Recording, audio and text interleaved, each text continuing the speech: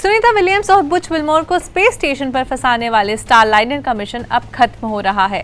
Starliner को space station से undock करके धरती पर सामान सहित भेज दिया गया है। सब कुछ सही रहा तो ये स्पेसक्राफ्ट 10 बजे तक धरती पर लैंड हो जाएगा। टेक्निकल फेलियर की वजह से सुनीता और बुच इस स्पेसक्राफ्ट से धरती पर नहीं लौट पाए। पूरी दुनिया में इस स्पेसक्राफ्ट को क्रिटिसाइज किया जा रहा है। अब क्या नासा अपना कॉन्ट्रैक्ट बोइंग कंपनी के साथ खत्म कर देगा? बोइंग कंपनी को इस फेलियर की वजह से कितना नुकसान सहना पड़ेगा, इन सब पर बात करेंगे आज की इस वीडियो में। Hello and welcome to Switch. मेरा नाम है सिमरन। बोइंग की इस मेजर फेलियर से पूरी संभावना बन रही है कि नासा बोइंग कंपनी की स्टारलाइनर का बाकी कॉन्ट्रैक्ट कैंसिल कर देगा।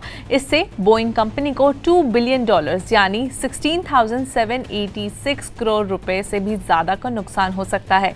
5 जून को स्टारलाइनर से स्पेस स्टेशन पहुंचे सुनीता और बुच को ये नहीं पता था कि इस खराबी वाले कैप्सूल की वजह से उन्हें स्पेस स्टेशन पर इतने दिनों तक फंसे रहना पड़ेगा।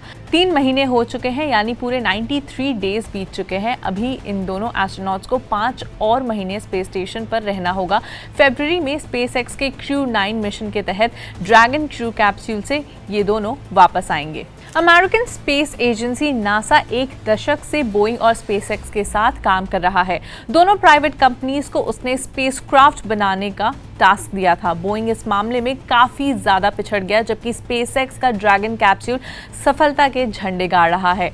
ड्रैगन कैप्सूल हर 6 महीने पर स्पेस स्टेशन की रोटेशनल यात्रा करता है। बोइंग का पहला ऑपरेशनल मिशन अगस्त 2025 में होना था, लेकिन नासा ने इस शेड्यूल पहले फिक्स कर दिया। बोइंग ने भी मना नहीं किया और जल्दबाजी में स्पेसक्राफ्ट भेजने का फैसला किया, जबकि इससे प्रोपल्शन सिस्टम और हीलियम टैंक में दिक्कत थी। अगर स्टारलाइनर सफलतापूर्वक बिना किसी दिक्कत के धरती पर लैंड हो जाता तो शायद नासा अगले मिशन के बारे में सोचते, लेकिन फिलहाल ऐसा नहीं होगा। चलिए एक बार स्टारलाइनर की पूरी कहानी की तरफ नजर डालते हैं।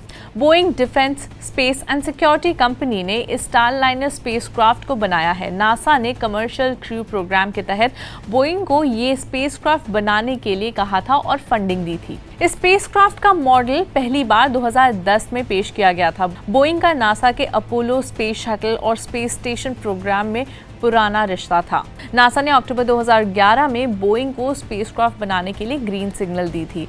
स्टारलाइनर बनते बनते 6 साल लग गए। 2017 में बना, 2019 तक उसके टेस्ट फ्लाइट्स होते रहे, लेकिन इन उड़ानों में कोई इंसान शामिल नहीं था। ये अनमैन्ड फ्लाइट्स थी, लेकिन 2 सॉफ्टवेयर की गड़बड़ी की वजह से ये दूसरे ऑर्बिट में पहुंच गया। स्पेस स्टेशन से डॉकिंग नहीं हो पाई। 2 दिन बाद न्यू मैक्सिको के व्हाइट सैंड्स मिसाइल रेंज में वापस लैंड हुआ। दूसरी अनमैन्ड उड़ान 6 अप्रैल 2020 को हुई थी। मकसद पहले वाली उड़ान जैसा ही था, स्पेस स्टेशन तक जाना था, डॉकिंग करनी थी और वापस आना था, लेकिन लॉन्चिंग थोड़ी टालनी पड़ी। अगस्त 2021 में लॉन्चिंग की तैयारी हुई, लेकिन फिर स्पेसक्राफ्ट के 13 प्रोपल्शन वाल्व में कुछ कमियां पाई गई। इसके बाद बोइंग ने पूरे स्पेसक्राफ्ट को फिर से बनाया। मई 2022 में ट्रायल उड़ान की तैयारी की गई। 19 मई 2022 को स्टारलाइनर ने फिर से उड़ान भरी। इस बार उसमें 2 डमी एस्ट्रोनॉट्स बिठाए गए, यानी इंसानों जैसे दिखने वाले मॉडल, लेकिन ऑर्बिटल मैन्यूवरिंग और altitude control system thrusters fail हो गए। किसी तरह 22 मई 2022 को स्टारलाइनर को स्पेस स्टेशन से जोड़ा गया। 25 मई 2022 को स्टारलाइनर स्पेस स्टेशन से वापस धरती पर आया। री एंट्री के समय स्पेसक्राफ्ट का नेविगेशन सिस्टम खराब हुआ, कम्युनिकेशन गड़बड़ हुआ, साथ ही जीपीएस सैटेलाइट से कनेक्शन टूटा, लेकिन बोइंग ने कहा कि ये काफ़ी कॉमन है। थर्ड मैन्ड फ्लाइट साल 2017 में तय की गई, लेकिन कई वजह से देरी होते होते ये जुलाई 2023 तक आ गई। 1 जून 2023 को बोइंग ने कहा कि हम इस उड़ान को टाल रहे हैं। 7 अगस्त 2023 को कंपनी ने कहा कि स्पेसक्राफ्ट की सारी दिक्कतें खत्म हो चुकी हैं। अगली उड़ान 6 मई 2024 को तय की गई थी, यानी इसी साल, लेकिन फिर ये लॉन्चिंग तक टल गई क्योंकि एट लास्ट रॉकेट में ऑक्सीजन वाल्व में कुछ दिक्कतें आ रही थी। इसके बाद स्पेसक्राफ्ट में हीलियम लीक होने की वजह से लॉन्चिंग वापस टल गई। आखिरकार 5 जून को सुनीता विलियम्स और बैरी बुच विल्मोर इस स्पेसक्राफ्ट को लेकर अंतरिक्ष के लिए रवाना हुए।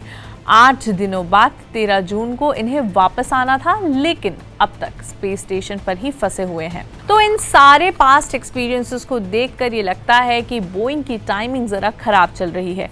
ऐसे में खबरें आ रही है कि नासा बोइंग के साथ इस कॉन्ट्रैक्ट को खत्म कर देगा। सुनीता विलियम्स और बैरी बुच विल्मोर अब अगले साल यानी फरवरी में वापस आएंगे। 8 दिनों का मिशन अब 8 महीनों का मिशन बन चुका है। आपकी क्या राय है इस पूरे मिशन पर? हमें कमेंट्स में बताएं और देखते रहें स्विच।